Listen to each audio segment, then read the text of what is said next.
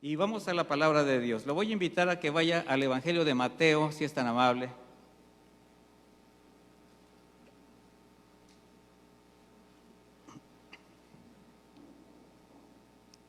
Estamos en medio de una serie que le hemos titulado Los principios del reino. Y hoy es nuestra octava enseñanza. Ya prácticamente terminamos en las 7 enseñanzas anteriores, el capítulo 5 del Evangelio de Mateo. Hoy comenzamos en el Evangelio de Mateo, el capítulo 6. Y vamos a poner por título a esta enseñanza, ¿justicia de hombre o justicia de Dios? Y vamos a leer en Mateo 6:1, si me acompaña por favor. Estoy leyendo la versión Reina Valera contemporánea, que nos da un poquito más de claridad en el lenguaje, pero sígame en la versión que usted tenga de su Biblia. Dice de esta manera: guárdense de hacer su justicia delante de los hombres para ser vistos por ellos. De lo contrario, no tendrán recompensa de su Padre que está en los cielos. Bueno, haciendo un poquito de recuerdo de la enseñanza anterior, donde vimos cómo el Señor Jesús, retomando la palabra de Dios, porque de ahí sacaba todo de lo que ya estaba escrito, pues era una palabra que conocían.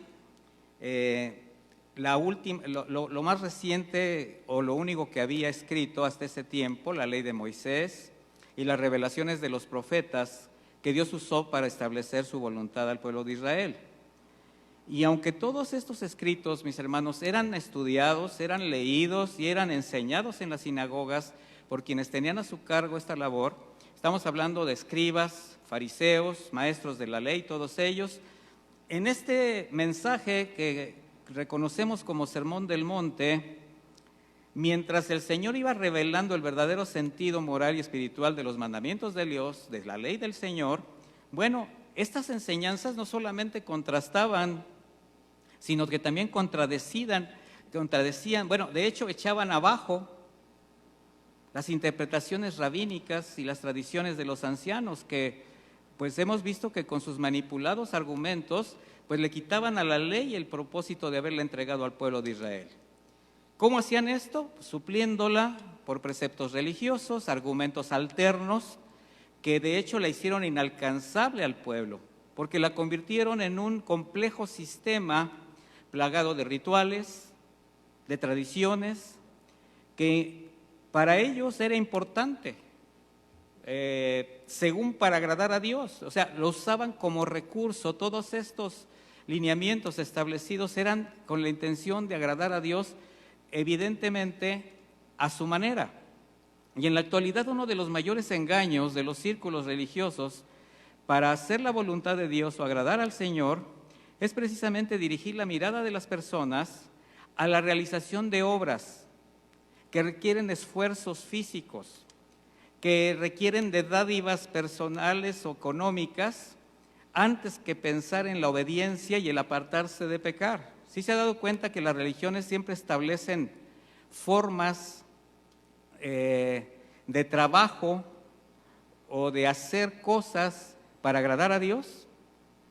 Y obviamente la mayor parte de quienes vivimos en un país como México, pues la tradición católica está plagada de estas cosas, donde todo era hacer algo para agradar a Dios, ¿verdad? Incluso llegar al sacrificio físico, la flagelación, bueno, tantas cosas que no vamos a tocar en este momento, pero que ustedes saben, o las dádivas económicas, ¿verdad? Donde siempre se requiere de pagar para agradar a Dios, algo que también es un pecado, es una aberración, es una blasfemia. ¿Qué tan importante es para el Señor la obediencia y el apartarse de pecar? Pues muy importante. Desde los tiempos pasados vemos, por ejemplo, en 1 Samuel 15, 22, cómo cuando el Señor le había dado a Saúl, el primer rey de Israel, una orden, lo primero que hace es desobedecer. Conocemos la historia, no voy a entrar en ella, pero cuando fue confrontado por el profeta Samuel, Saúl se defendía diciendo, es que yo he obedecido al Señor, es que yo he hecho las cosas delante de Dios como Él me lo dijo. Y sin embargo, pues escuchaban a lo lejos el balido de las ovejas, de los terneros. Estaba el pueblo, pues ahora sí que disfrutando de todas las cosas que tenía el pueblo que habían vencido. Y Samuel le contesta esto, dice, ¿crees que al Señor le gustan tus holocaustos y ofrendas más que la obediencia a sus palabras? Dice, entiende que obedecer al Señor es mejor que ofrecerle sacrificios. Y escucharlo con atención es mejor que ofrecerle la grasa de los carneros. O sea, el Señor no está buscando de nosotros lo nuestro. El Señor está buscando de nosotros, ¿qué cree? Nuestro corazón, la obediencia a sus mandamientos. Y ha establecido para eso también preceptos, ha establecido recursos, ha establecido deberes que simplemente tenemos que cumplir por obediencia. Por eso el Señor, al revelar la palabra con la sabiduría, la sencillez y la verdad que tenía Él, pues por ser, ahora sí que el Hijo de Dios, pues Él lo que mostraba era la gracia que venía con Él y quitaba de los hombros del pueblo esa pesada carga en la que habían convertido la ley. Por eso los que escuchaban las enseñanzas con corazón sensible podían ver en ellas el amor y la gracia de Dios. Sabían que había algo diferente en las palabras de Jesucristo. Alcanzaban a comprender que para acercarse al Señor, para obedecer sus mandamientos, no era necesario hacer lo que ya representaba una terrible carga sobre ellos. Porque todo esto se había convertido ya en carga. Y mire, cuando usted sirve a Dios, cuando usted hace algo para alguien, incluso en su propio hogar, si esto usted no lo hace de voluntad, si esto no lo hace usted con las ganas de hacer las cosas porque es justo, se le va a convertir en una carga. Ahora imagínese delante de Dios. Es como cuando usted le ordena a un hijo o se ponen de acuerdo en una familia para hacer determinadas cosas y alguien falla, alguien no lo hace y se transforma en algo tedioso, en algo que ya le molesta. Aunque se haya puesto de acuerdo, aunque haya llegado a un arreglo, aunque sea parte de sus obligaciones y de sus deberes. Bueno, déjeme decirle que cuando las obligaciones, cuando los deberes, cuando las cosas que son justas se hacen carga, dejan de funcionar.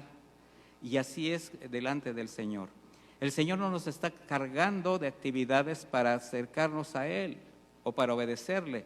El Señor, al contrario, nos está liberando de tantas cargas, de muchas situaciones que conocemos como preceptos, lineamientos, ordenanzas que no vienen en la Escritura para acercarnos a Él. Por eso la gente que se acercaba al Señor descubría en las palabras de Jesús una justicia mayor, decían ellos, que la de los religiosos, los que confiaban en sus obras personales, pretendiendo agradar a Dios con sus recursos, sus argumentos y un distorsionado cumplimiento de la ley.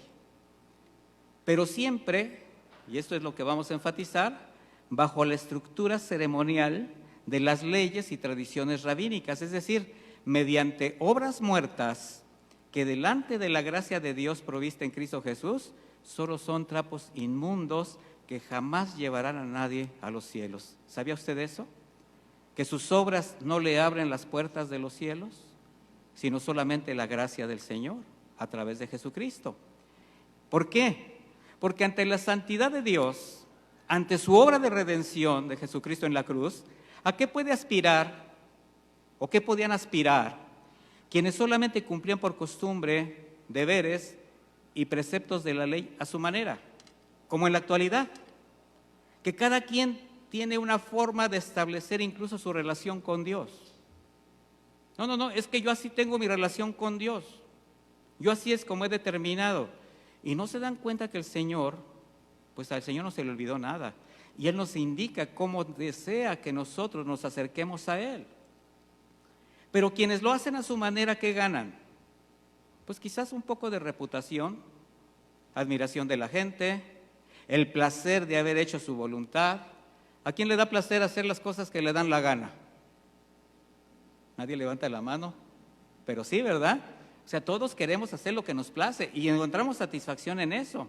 Alcanzar expectativas terrenales. Pero eso, mi hermano, no te lleva delante de Dios. Por eso el Señor dijo, ellos ya tienen su paga. O sea, los que pretenden hacer las cosas mediante sus recursos para ganar la admiración de la gente, ya tienen lo que necesitan. En Mateo 23, 2, vamos a leer un poquito de lo que los escribas y fariseos hacían y cómo los denuncia nuestro Señor.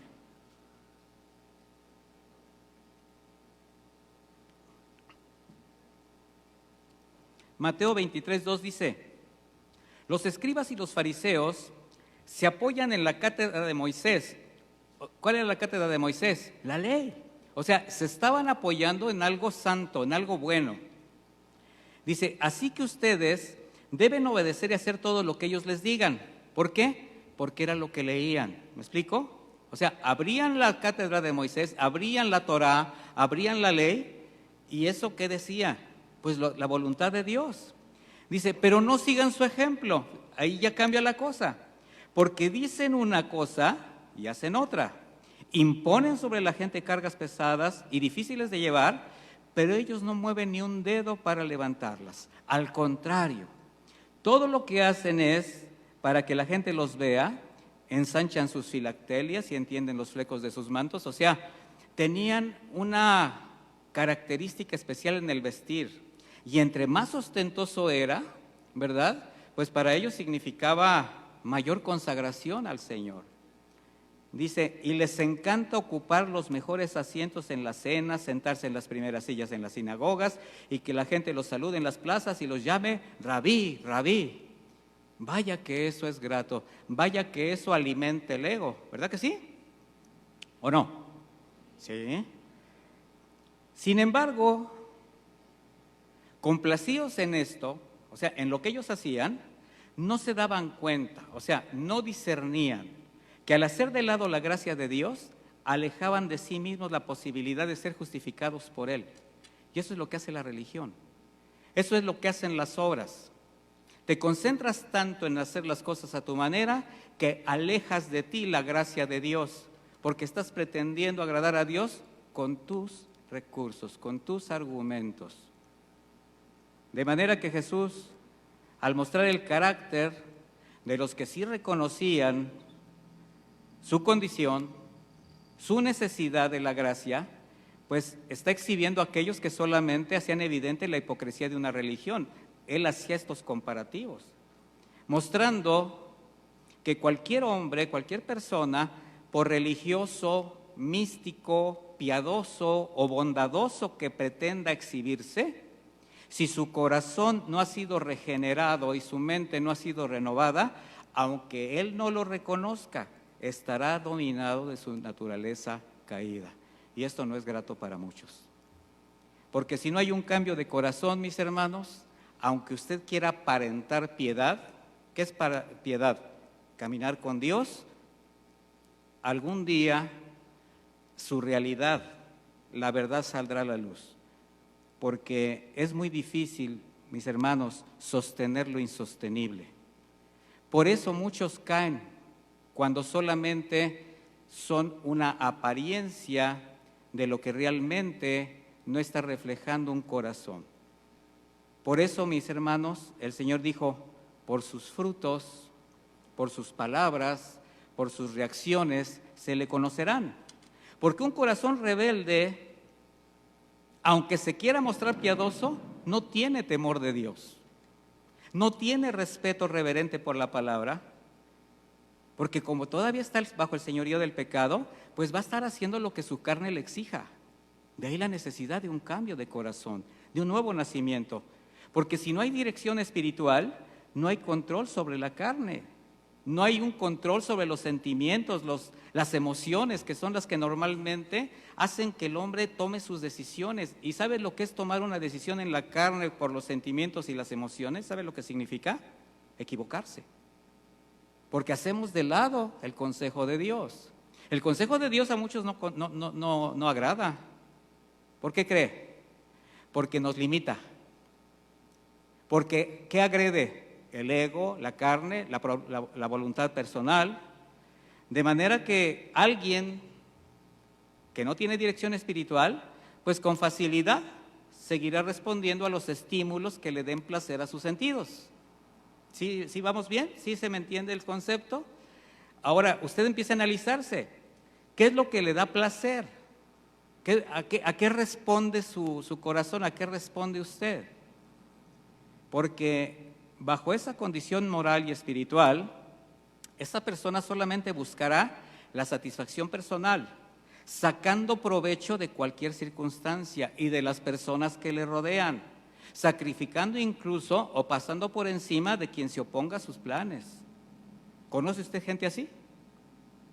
Mire, literalmente acabo de hacer la descripción del carácter de los hombres de los tiempos peligrosos que estamos viviendo. Aquellos que mencionó el apóstol Pablo como amadores de sí mismos, que siempre tratan de sacar la mayor ventaja de todo y en todo.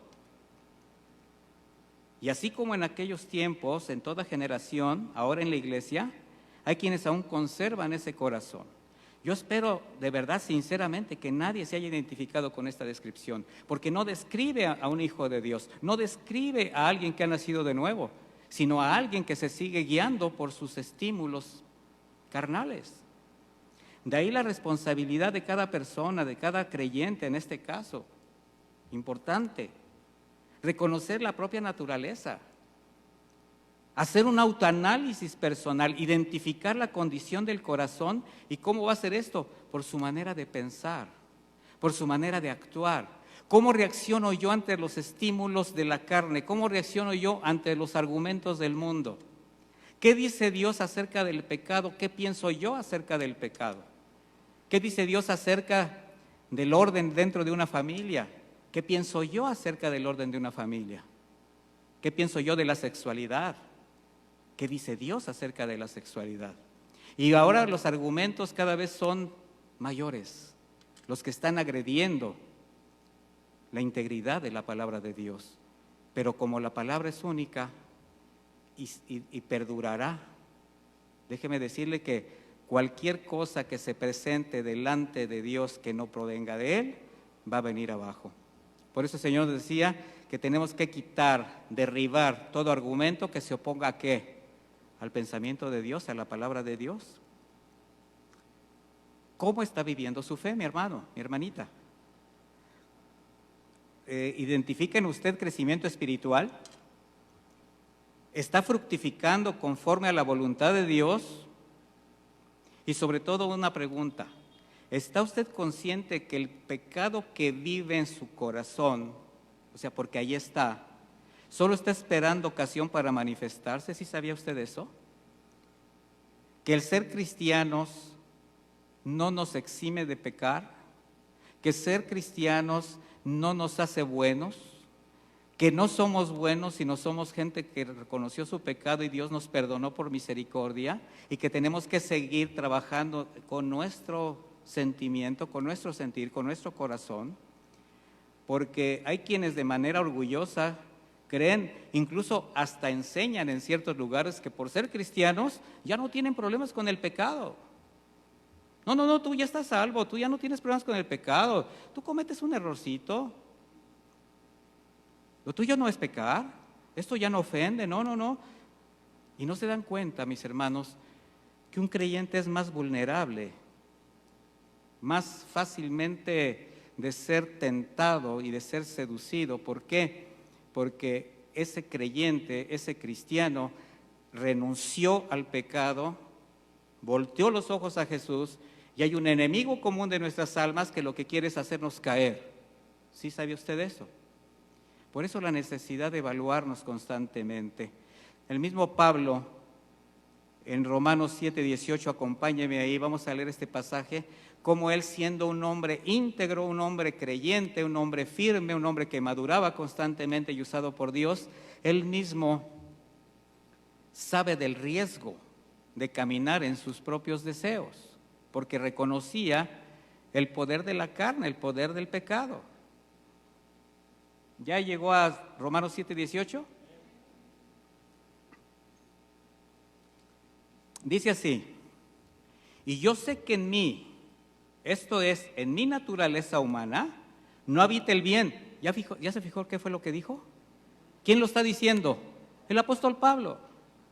Dice, porque el desear el bien está en mí, pero no el hacerlo. Así como que se siente identificado. ¿Cuántas veces usted quiere hacer las cosas bien hechas y finalmente resulta que hace otras? Bueno, dice, porque no hago el bien que quiero, sino el mal que no quiero. Y si hago lo que no quiero, ya no soy yo quien lo hace, sino el pecado que habita en mí. Ahora, ¿eso le quita responsabilidad a usted? Definitivamente no, al contrario, le conduce a una responsabilidad mayor, porque ¿quién es el que alienta el pecado? ¿Quién es el que lo alimenta? ¿Se acuerda cuando hablábamos de la mirada limpia y la mirada deshonesta? Si mis ojos son limpios, si mi mirada es limpia, ¿cómo va a ser mi interior? Limpio. Dice, entonces, aunque quiero hacer el bien, descubro esta ley, que el mal está en mí. ¿En dónde está el mal? En mí. ¿En un cristiano? ¿En un nacido de nuevo? ¿En un regenerado? ¿En un hijo de Dios? Sí. Porque usted aún no ha sido glorificado, mi hermano. Porque todavía hay imperfección. ¿Y sabe cuándo va a ser usted perfecto? Cuando llegue con el Señor a los cielos. Mientras tanto, el proceso en el creyente, por medio del Espíritu Santo, se llama santificación. ¿Y quién hace esa santificación en usted? El Espíritu de Dios. ¿Pero quién tiene que tomar la decisión a santificarse? Yo. Dice, porque según el hombre interior, ¿cuál es el hombre interior? Su alma, usted mismo. Me deleito en la ley de Dios. ¿Usted se deleita en la palabra de Dios? Vaya que sí. La leemos y a veces escurren lágrimas o estallamos de gozo por el consejo del Señor. Dice, pero encuentro que hay otra ley en mis miembros, la cual se rebela contra la ley de mi mente y me mantiene sujeto a la ley del pecado que está en mis miembros. He ahí la realidad del hombre. Por eso la necesidad de guardar el corazón. Y vea la respuesta a toda esta interrogante, versículo 24, miserable de mí, ¿quién me librará de este cuerpo de muerte? Dice el apóstol Pablo, gracias doy a Jesucristo. Y ese es precisamente el proceso, mis hermanos. Pero ¿sabe algo? Cuando la soberbia llena el corazón, el hombre se envanece. Y al menospreciar la gracia de Dios, hace de sus propios juicios, de sus argumentos, de lo que cree, un fin, para entonces depender de sus logros, de sus recursos, de sus obras muertas. ¿Por qué muertas? Porque delante de Dios no tienen validez, pero las maquillan de piedad. O sea, les dan un maquillaje que parece que camina con Dios. En esa condición aparenta cumplir los mandamientos de Dios, los deberes a sus semejantes, pero bajo sus propios juicios, porque en todo quiere alcanzar o el reconocimiento de quien le rodea o sacar ventaja de las situaciones. ¿Qué panorama tan terrible? ¿Y usted cree que eso está en usted? Pues a lo mejor hace 5 minutos no lo creía, pero ahí está, mi hermano. Mire lo que dice Mateo 23, 27. Vamos a ver cómo sigue confrontando el Señor a estos hombres religiosos. Mateo 23, versículo 27.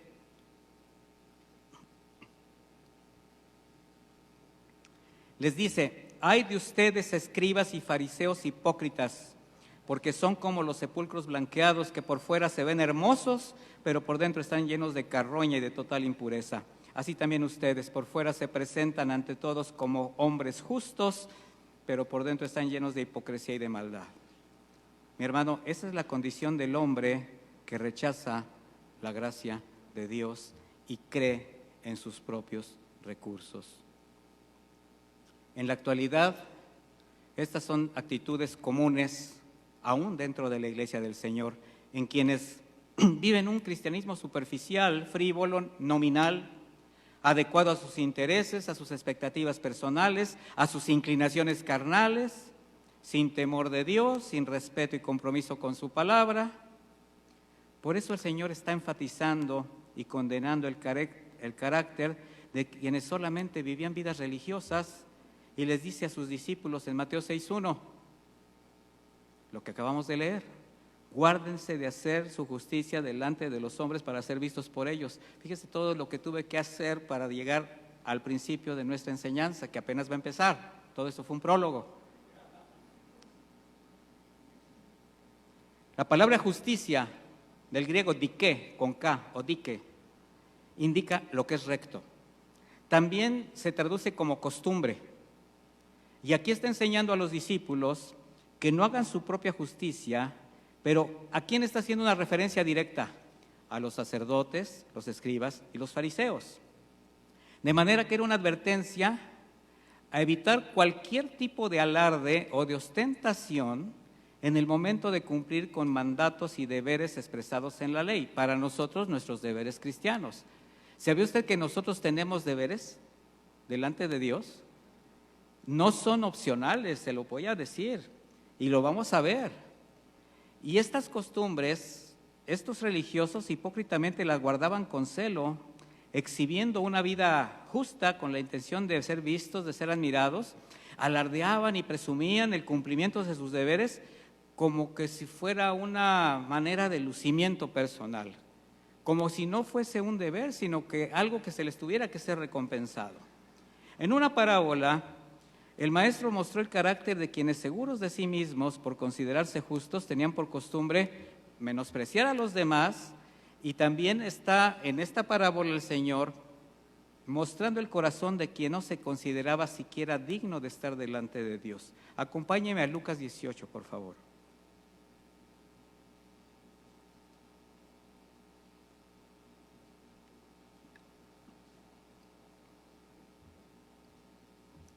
Evangelio de Lucas 18, a partir del versículo 11. Vamos a leer. El fariseo puesto en pie oraba consigo mismo de esta manera: Dios, te doy gracias porque no soy como los otros hombres, ladrones, injustos, adúlteros, ni aun como este publicano. Ayuno 2 veces a la semana, doy diezmos de todo lo que gano. Mas el publicano, estando lejos, no quería ni aun alzar los ojos al cielo, sino que se golpeaba el pecho diciendo: Dios, sé propicio a mi pecador. Dice el Señor: les digo que éste descendió a su casa justificado antes que el otro, porque cualquiera que se enaltece será humillado, y el que se humilla será enaltecido. Veamos qué pasaba con este hombre. Puesto de pie. El contexto indica una actitud altiva de quien se consideraba especial, con los méritos suficientes para estar de pie delante de Dios. Quiero aclarar algo: la posición al orar no es tan importante, pero sí tiene que ver mucho la condición del corazón. Cuando hablemos de la oración, que es en unas 2 semanas, si Dios lo permite, vamos a ver este panorama. La frase diciendo, hablando consigo mismo, hace evidente algo: la dureza de un corazón que se vanagloriaba, alardeando sus méritos personales, méritos religiosos. Por eso él hablaba consigo mismo, es decir, hablaba para él mismo. Porque estas oraciones, mi hermano, jamás van a ser escuchadas por Dios. ¿Por qué? Porque no tolera a los soberbios, los mantiene alejados de Él. Dice Santiago 4:6, pero Él da mayor gracia, y por esto dice: Dios resiste a los soberbios y da gracia a los humildes. En la versión Reina Valera contemporánea, le voy a leer este mismo versículo, dice: pero la gracia que Él nos da es mayor, por eso Dios se opone a los soberbios y da gracia a los humildes. Pero ¿qué pasa con el corazón soberbio y orgulloso? Así como el de este fariseo. Lo llevaba a dar gracias a Dios, sí, pero por lo bueno que era. ¿Usted alguna vez se ha puesto en el espejo diciéndole al Señor: Señor, te echaste un 8 conmigo, yo soy mejor que cualquiera? Y empieza usted a recordar y decir: no, y ese no me llega. No, mi hermano, pues si no es una carrera de atletismo, si no está hablando un pentapichichi orgulloso de sus logros, no. Dice: no soy como los otros. ¿A quién se refiere? A los que no eran como él o pensaban como él. Y se jactaba dirigiendo una mirada de desprecio a aquel publicano. Dice: no como ese, ¿verdad? Ese que con la cabeza baja golpeaba su pecho. ¿Por qué lo golpeaba? Por el dolor que le producía reconocer su condición de pecado delante de Dios. Y con humildad de corazón clamaba por el perdón, sin siquiera sentirse digno de elevar sus ojos, buscando un propiciatorio: sé propicio a mí. Miren, mis hermanos, esto tiene que ver con la cultura judía, con lo que sucedía en el tabernáculo. Había un lavatorio y más adentro estaba el propiciatorio donde se expiaba el pecado. El propiciatorio era la tapa del arca. Y ahí se vertía la sangre de los corderos, de los toros que se sacrificaban para expiación del pecado del pueblo. Este hombre está diciendo que existiera un propiciatorio para que yo descargara mi pecado ahí, para pedirte perdón, Señor. Ese es un momento sublime de un hombre arrepentido que está clamando por el perdón de Dios. Pero la ceguera espiritual de este fariseo lo llevaba a presumir, pero presumir a Dios, que es lo más terrible. Se está dirigiendo a Dios, su manera de cumplir, su manera de establecer su propia justicia. Y empieza a hablar de mandamientos que eran deberes, pero los hacía personalmente a su provecho, como el ayuno. Mire, ¿qué dice? Yo ayuno 2 veces por semana. Ellos tenían la costumbre, los fariseos, de ayunar el segundo y el quinto día de la semana. Pero fíjese, no se limitaban al ayuno obligatorio anual. O sea, trataban de hacer más de lo que la misma ley les ordenaba. Vaya conmigo a Levítico 16, por favor, versículo 29.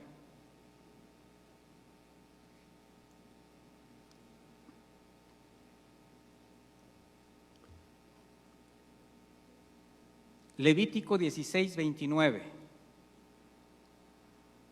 Dice, este será un estatuto perpetuo para ustedes y para los extranjeros que vivan entre ustedes. El día 10 del mes séptimo deberán ayunar y no podrán realizar ningún trabajo. Ese día se hará expiación por ustedes y así delante del Señor quedarán limpios de todos sus pecados. Ese día será para ustedes un día de reposo y de ayuno, es un estatuto perpetuo. O sea, el Señor tenía días específicos para ayunar. Ahora, esto no quiere decir que ayunar constantemente fuese malo o lo condenara la Escritura, no, sino la actitud y la intención por la cual ayunaban de esa manera. Y eso lo vamos a ver ampliamente también cuando estudiemos lo que es el verdadero ayuno delante de Dios. También ostentaba su manera de ofrendar y en cómo daba la 10ª parte de todas sus ganancias, pero omitía una parte fundamental del propósito de los diezmos. Ahora vaya conmigo a Deuteronomio 26, 12. Deuteronomio 26, 12. Miren, en la actualidad esto del ayuno ha sido también tan controversial, porque hay quien ha usado el ayuno así como para torcerle la mano al Señor, como para forzar su voluntad para obtener algún beneficio. Y para eso no es el ayuno. Lo vamos a estudiar en su tiempo. ¿Ya tiene Deuteronomio 26, 12? Dice, cuando acabes de diezmar todo el diezmo de tus frutos en el año tercero, o sea, para los judíos era bien importante hasta la fecha, por cultura, por creencia, por fe, ellos diezman y ofrendan de todos sus recursos, de ahí la riqueza del pueblo judío. Dice, el año del diezmo darás también, fíjese, al levita, al extranjero, al huérfano y a la viuda, y comerán en tus aldeas y se saciarán. O sea, para lograr la admiración de los hombres, con el cumplimiento de estos mandamientos del diezmo, ¿qué omitían? El mandamiento de dar al necesitado. Yo diezmo de todo lo que gano, sí, pero se olvidaban que tenían la obligación, el deber de darle ¿a quién? A los que necesitaban. Todo era, ¿para qué? Para llevarlo delante del Señor. ¿Por qué? Porque con eso se jactaban. Mateo 23, 23. ¿Qué les dice el Señor al respecto a estos hombres? Ay de ustedes, escribas y fariseos hipócritas, porque pagan el diezmo de la menta, del eneldo y del comino, o sea, de todo lo que tienen. Dice, y soslayan lo más importante de la ley, que es la justicia, la misericordia y la fe. Es necesario que hagan esto, pero sin dejar de hacer aquello. O sea, ¿tenían que diezmar? Sí. ¿Pero tenían que ser misericordiosos? Sí. Pero ellos todo lo hacían ¿para qué? Para verse. De hecho, por esa práctica, Aún le negaban ayuda económica a sus propios padres. Vamos a la Biblia, Marcos 7:9.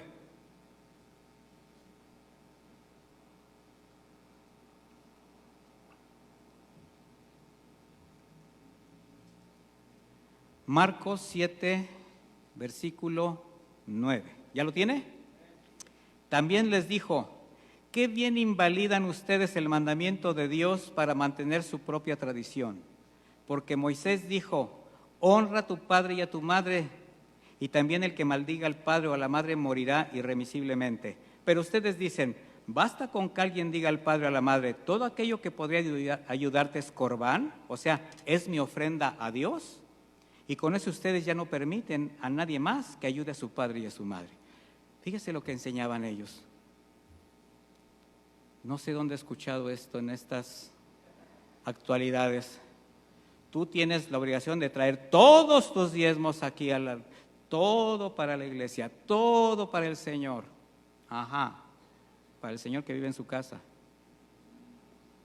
Pero pastor, es que mis padres están... Mira, tú en otra ocasión les puedes ayudar, pero tú tienes que traer aquí tus ofrendas y tus diezmos. ¿Lo han escuchado? Que les hacen un recuento hasta de las vacaciones que pueden tomar con su familia o cuando le pueden dar un beneficio a su casa. Si usted cumple con sus diezmos, mis hermanos, si usted tiene en su corazón también ofrendar voluntariamente, nadie tiene por qué recriminarle o decirle que dé algo más, porque esto es de manera que o voluntaria y por obediencia. Y creo que como cristianos sabemos lo que tenemos que darle al Señor porque todo es de Él. Bueno, en cierta ocasión el Señor estaba observando a los ricos depositando sus ofrendas, o sea, todos estos religiosos y a los hombres ricos, y vio que una viuda muy pobre solo entregaba 2 moneditas cuadrantes. Era la monedita más de menos valor en esa ocasión. Y les dice: en verdad que esta viuda pobre ha echado más que todos, porque aquellos ofrendaron a Dios lo que les sobra, pero ella puso en su pobreza de todo lo que tenía para sustento. ¿Qué les interesaba entonces a estos hombres? Verse bien. Sus obras de justicia las hacían a su manera y delante de Dios esto las invalidaba. En este fariseo del cual estamos leyendo, no había nada que lo llevara a reconocer carencias o necesidades espirituales, mucho menos pecados que confesar. Y ese es el patético cuadro del carácter y la actitud religiosa de los fariseos de la antigüedad, pero en esta generación es muy diferente, con quienes solamente se consideran dignos incluso de acercarse a los que son de su propia clase. Es lamentable ver actitudes, incluso en los liderazgos, como que si hubiera cristianos de primera, de segunda, de tercera y de cuarta, ¿verdad? Estos liderazgos que se sienten como tejidos a mano. No, mis hermanos, también es común escuchar oraciones y acciones de gracias llenas de soberbia, de presunción, donde alardean sus logros espirituales, donde alardean de sus bendiciones económicas, pero las disfrazan de testimonio para la gloria de Dios. Sí sabe a lo que me refiero, ¿verdad, mi hermano? Es lamentable cómo estas actitudes se han hecho comunes. Muchos se han acostumbrado a ver esto. Y hay una gran cantidad de creyentes mal dirigidos por pastores con ese mismo corazón, pero lo que ignoran es que también tienen el mismo riesgo y destino de aquellos religiosos del pasado. Ellos tendrán su paga. Porque este fariseo no estaba buscando la justificación de Dios. En su corazón no sentía tener necesidad de ella. Se sentía tan satisfecho de quién era, de lo que tenía, que lo único que le interesaba era ostentarlo para ser admirado. ¿Qué dice el Señor al final de la parábola? Este pobre, este publicano fue justificado y no el otro.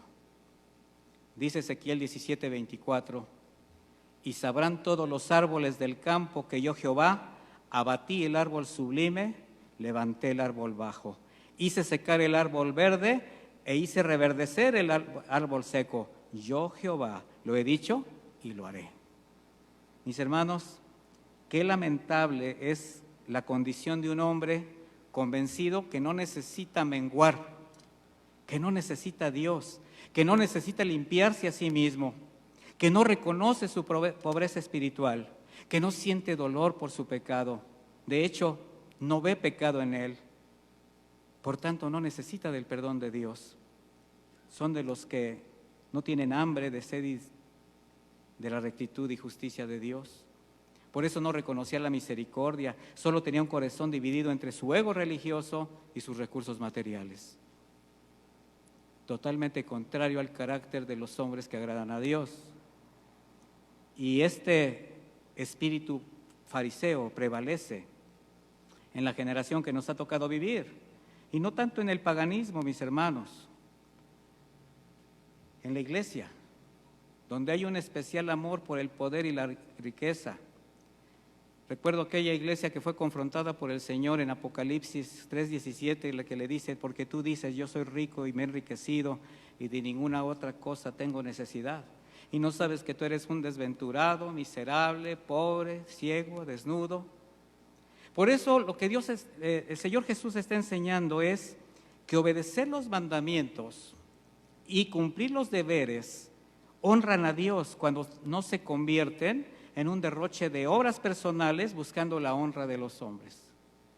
O sea, los deberes honran a Dios cuando se hacen de la manera correcta, mi hermano.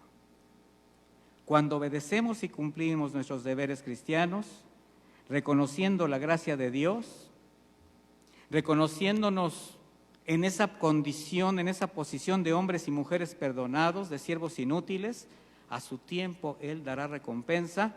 Y créame, no necesariamente aquí estamos de paso.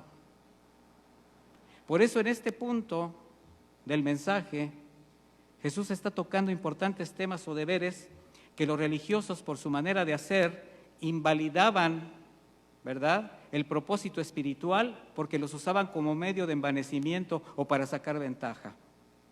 Y dice, y habla de las limosnas.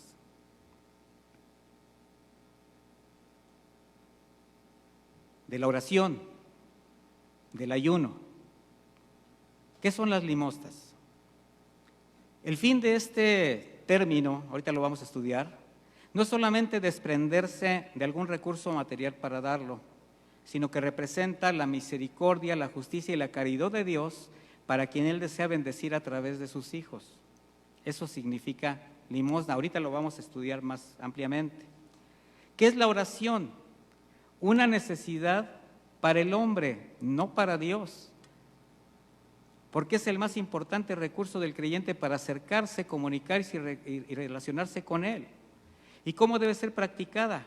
Con la sencillez y la humildad de quien reconoce esta necesidad en su vida. Y el ayuno, que no es un medio para forzar la voluntad del Señor, sino que va a manifestar la madurez y el dominio propio en el carácter del creyente, porque quien logra tener control sobre su carne y su ego, podrá hacerlo en otras áreas de su vida. Ese es el propósito del ayuno. Por eso comienza diciendo, vamos a Mateo 6:2.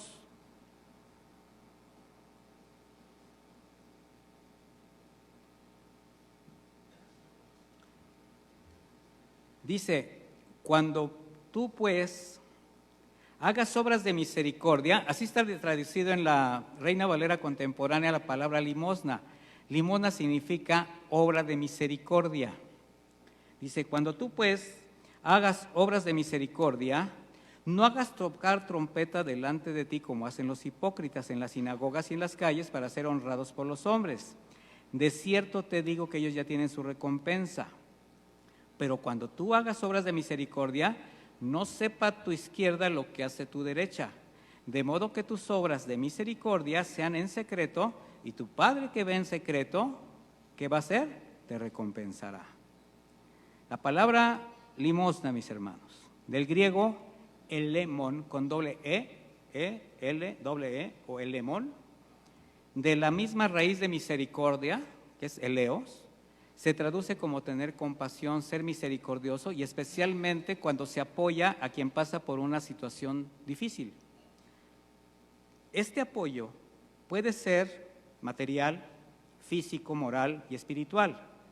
Ahora, en este contexto específicamente se está refiriendo a quienes saben y son conscientes que al apoyar o dar están manifestando la misericordia, el cuidado, la caridad de Dios hacia quien Él desea suplirle alguna necesidad.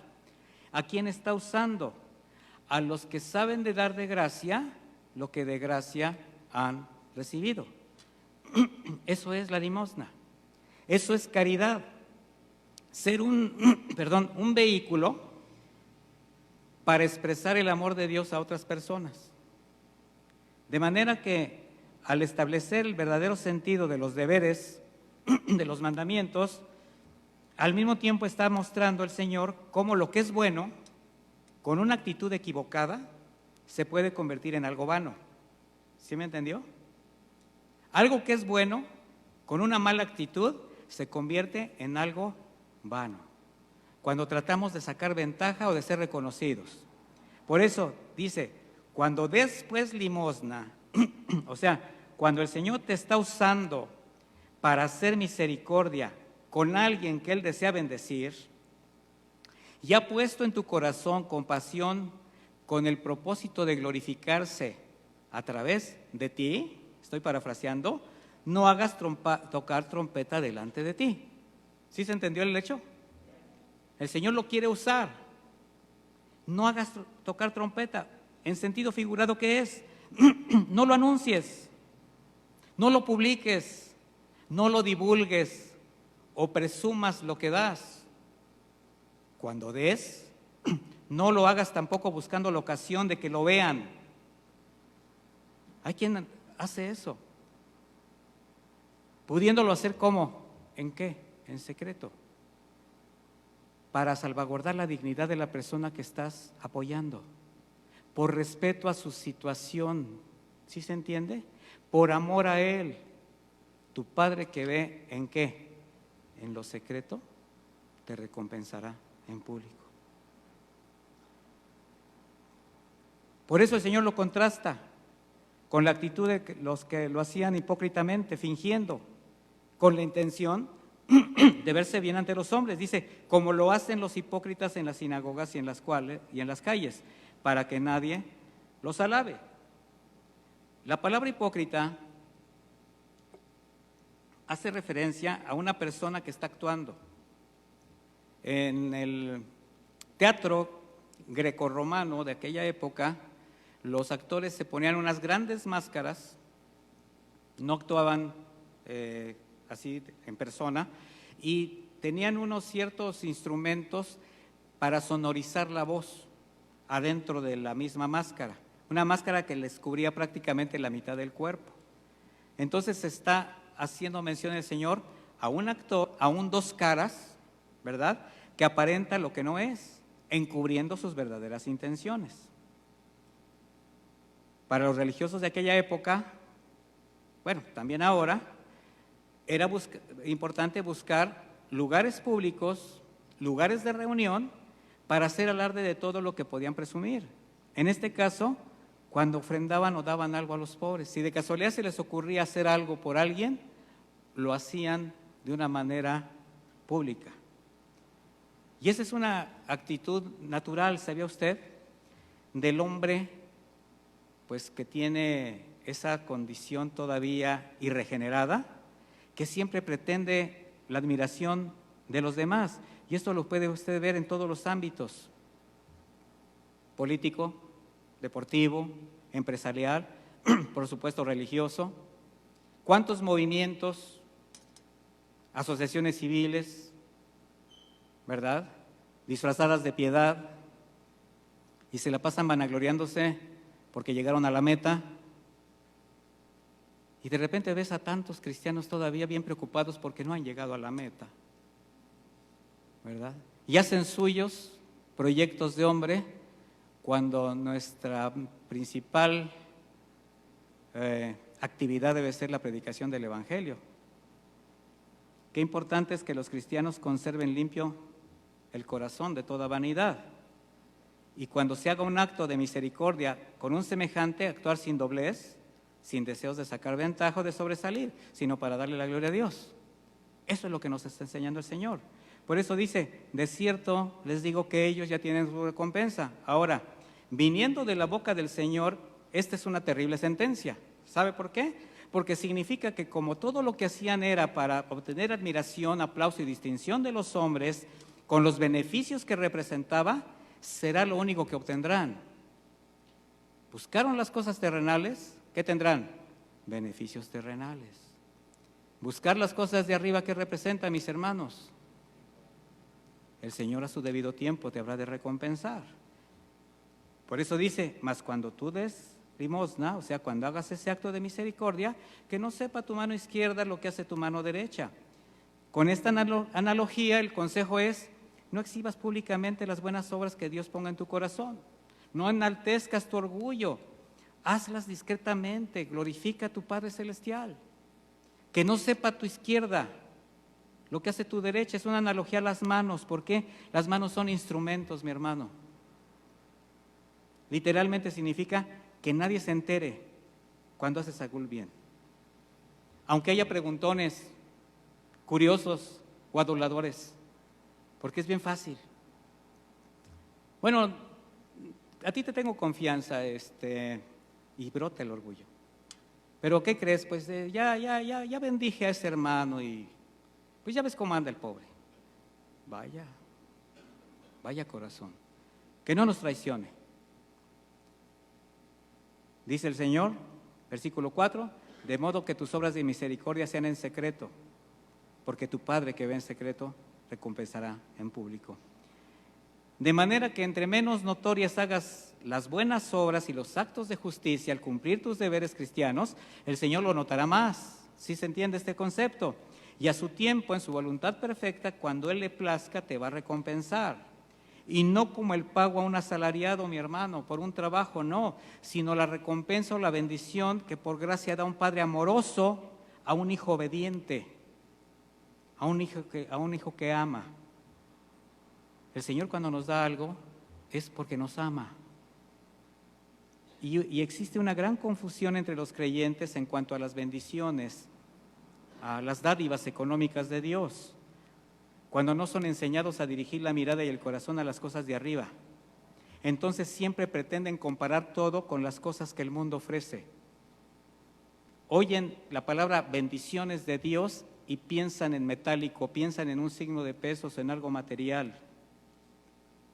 Y por eso en ese concepto tan erróneo que se tiene, cuando dan algo a Dios, sea su servicio, una ofrenda voluntaria o su diezmo, están buscando o esperan una retribución, calculando incluso cómo se les debe de reconocer. ¿Qué es lo que tienen que exigirle al Señor? Y si no lo logran, tratan de obtenerlo a su manera. La única motivación que debería haber en el creyente agradecido por una salvación tan grande es darle gloria al Señor, obedeciendo sus mandamientos, amando a sus semejantes, sin pretender nada que deba ser recompensado, porque nuestro verdadero premio ya lo tenemos por gracia en Cristo Jesús. Por tanto, hay que examinar cada día nuestro corazón para cumplir esas obras de justicia que el Señor anticipadamente ha dispuesto para sus hijos, de manera gozosa, mis hermanos, y con la discreción que merecen nuestros semejantes que viven una situación difícil.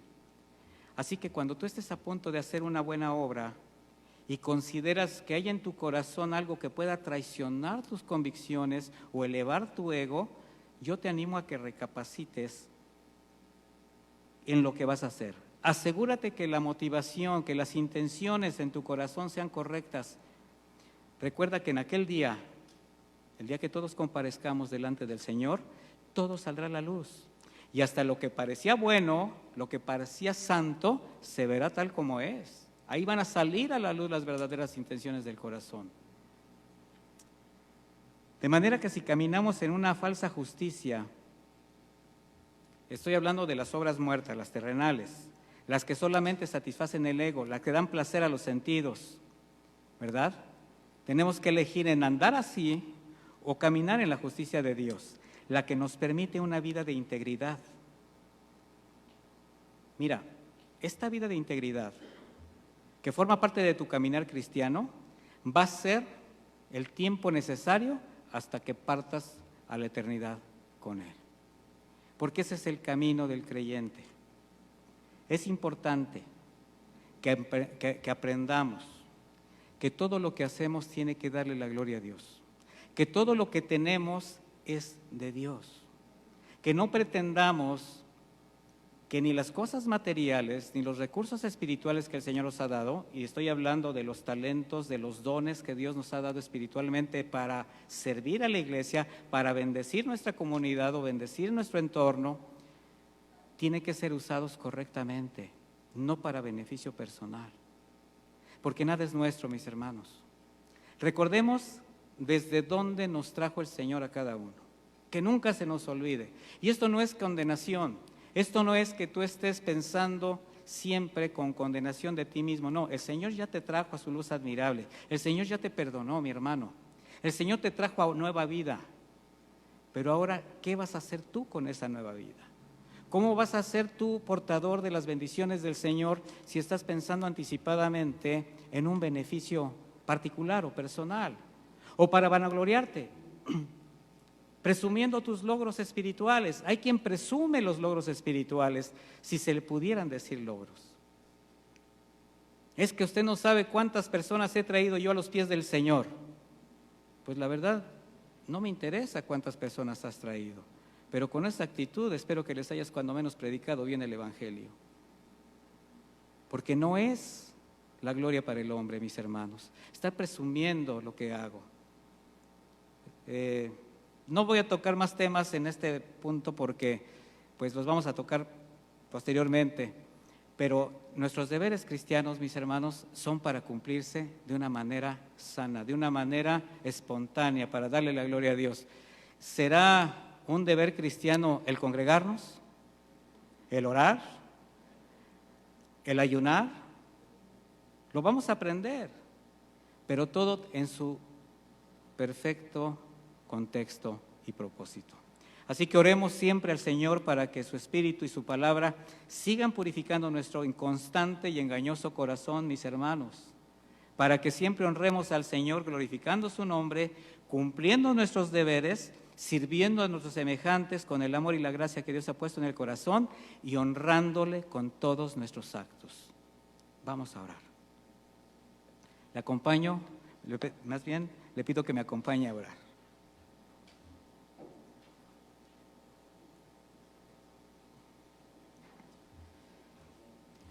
Padre eterno, te damos gracias por tu palabra y creo que antes de agradecerte, Señor, y de hacer extensiva esta oración, lo más importante y además es necesario que primero consideremos las intenciones de nuestro corazón en cómo hemos obrado últimamente. ¿Cómo ha sido nuestro caminar como creyentes? ¿Cómo hemos cumplido nuestros deberes? ¿Cómo hemos obedecido tus mandamientos, Señor? ¿Somos cristianos que hacemos las cosas por compromiso, por ser admirados, por vernos diferentes, por pasar por encima de alguien o por ganar algún tipo de admiración, por sacar ventaja, por costumbre, por religiosidad?